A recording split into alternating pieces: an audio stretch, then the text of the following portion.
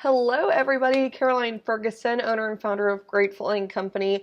Want to start a new series with you guys. We can call them gratitude chats.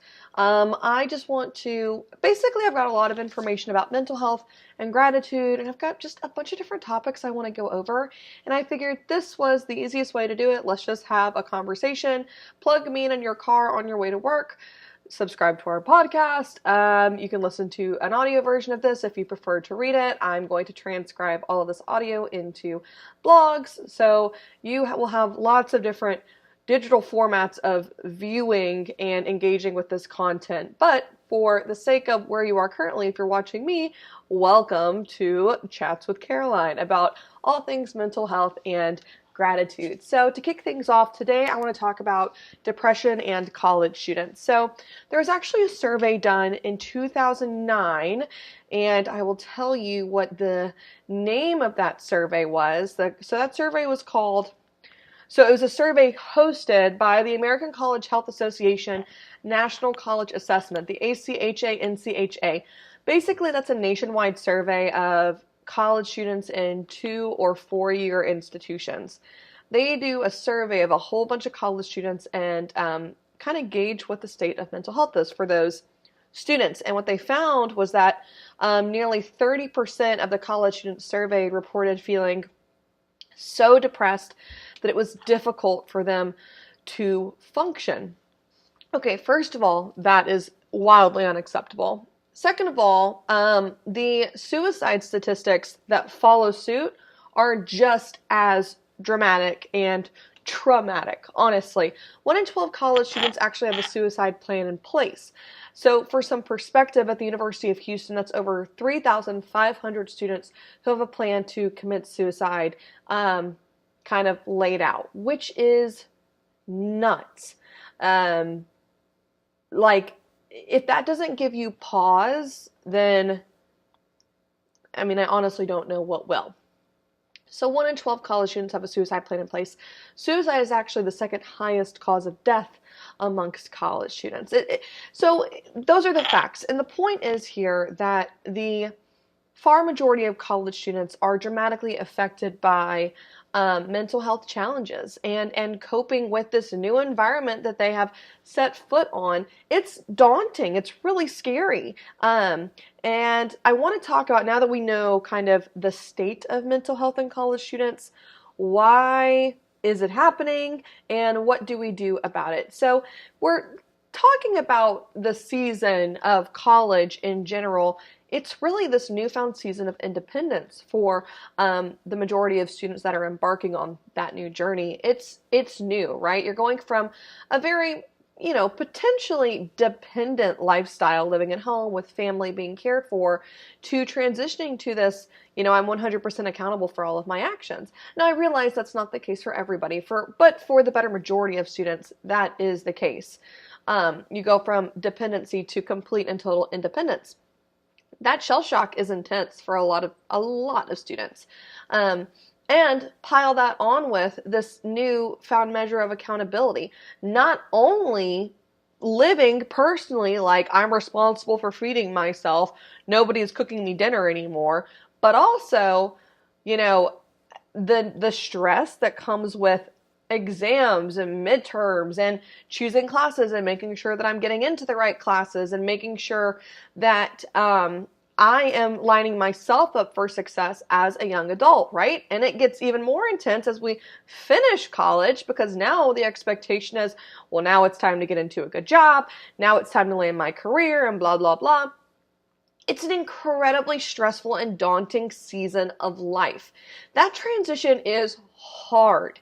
So what? Let's go there now. So what do we do about knowing that this is an incredibly stressful season, one that causes anxiety, one that causes and leads to mental health challenges and students dealing with depression and a newfound level of stress? So what? What do we do about it? Well, let's talk about 2 really huge things that we can do as peers of college students, or as, maybe who has a college student in their life as a loved one, or, is a college student who has friends that are college students. Thing number 1 that we can do is listen. So that goes back to normalizing conversations around mental health, but also being acutely aware to listening for signs that maybe somebody needs like legit help. There are things that you should tune your ear in for, to identify whether or not maybe somebody you love is suicidal, maybe somebody you love is actually crying out for help and doesn't know how to articulate it correctly. There are things that you should really be listening in for. So number one is we can listen. Number two is we can normalize, like I said, kind of goes with number one, but really normalize conversations around mental health. Asking bold and intentional questions to those within our group of peers, our little community of people who maybe aren't okay. Like, are you having suicidal thoughts? Are you really struggling with stress right now? What can I do to help? How can I help you help yourself? Normalizing those conversations, because what I've learned and what I've discovered through this Grateful and Company journey is sometimes the stigma isn't identifying that we have a problem, like a mental health challenge that we're dealing with. But more so the stigma is attached to, okay, now what? Like, is it okay to talk about it? Is it okay to admit that I need help? And when I admit to needing help, how is that perceived within the community that I'm sharing it with? So there's lots of different facets that stigma is attached to, but being bold and courageous when asking questions is one way that we can, close that gap between identifying that somebody we love needs help and helping them help themselves get help, if that made any sense at all. And also, on college campuses, making mental health resources more accessible and available.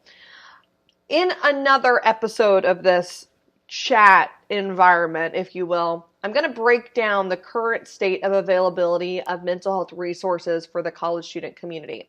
It's very upsetting. And one of the ways that we can help our college student population overcome these new mental health feats that they're dealing with as they enter this new season of life is making sure that every resource is available at all times. And if it's not available because of lack of funding, lack of staffing, whatever, lack of resources on campus, making sure that just because one environment can't provide, that another is willing and available to do so. The bar shouldn't stop on campus. If the campus isn't able to provide, another entity should be recommended for students to be able to provide an outlet for getting help. Not having help available is not acceptable. So that was our first episode of this. I hope it brought you value. I think it's pretty cool. I like this format. It feels very informal. It feels very real. Let me know what you think.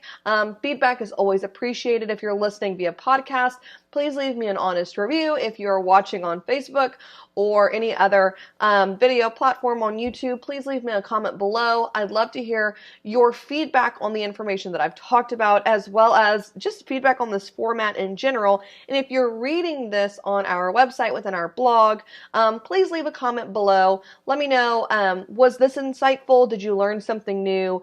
And did it bring you value? Thank you guys for being a part of this community, and stay tuned.